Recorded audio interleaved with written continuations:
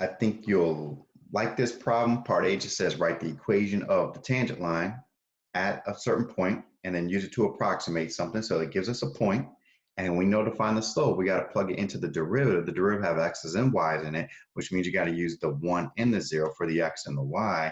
So you see my work there, did some arithmetic, got my slope, and then once you have your point and the slope, just do your point slope form. So y minus 0 was just y, and I got my slope times x minus 1. There's the equation of our tangent line. Use it to approximate f of 1.2. Take the 1.2, plug it in for 1. No calculator, so just do basic arithmetic right there. 3 times 2 is 6, but there's a decimal slid over to the left, so slide that decimal over 1 to the left, get that negative 0.6 right there.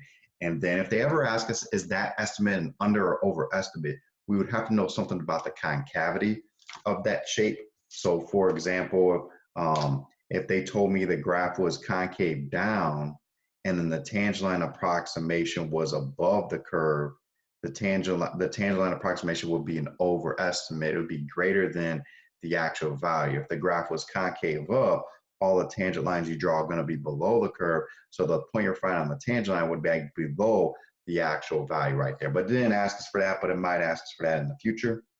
And then part B tells us to find the particular solution to the differential equation. We've seen a bunch of these already. So first thing you're gonna do is multiply both sides by the dx, and then you have to divide both sides by the e to the y. Now, when you have 1 over e to the y, we can't integrate 1 over e to the y. That's why I rewrote that as e to the negative y. Like 1 over e to the 5x, we can't integrate it. But if we move that up and make that e to the negative 5x, or we let the u equal the power, we know how to integrate that. But notice how I did legal algebra, got the y's with the dy, x's with the dx, and then we integrate both sides. Now, technically, your u is equal to that power. Your du is equal to a -1. So when you integrate e to the negative y, you get e to the negative y, but you got to balance that -1 with a negative, and then that's an easy integral. Remember your plus c, stick on the side the x's are on, and then they give us that point to plug that in to figure out what the c value is. So e to the 0 is 1, but that negative was out there. And when I plugged in 1 for all those x's, I got 1 minus 3 plus c. So I got my c value is equal to 1, plug that back in.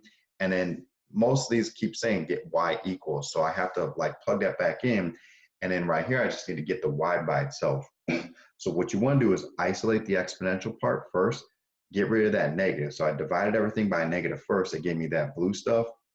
And then in the green, once you isolate that exponential expression, take the natural log of both sides. That allows us to carry down the negative y, and then the ln of e is equal to 1, or you could think of it as the ln of e just cancel out. You get the negative y, and you got the ln of this whole thing in parentheses, and then just divide both sides by the negative. Boom, you're done. Cats.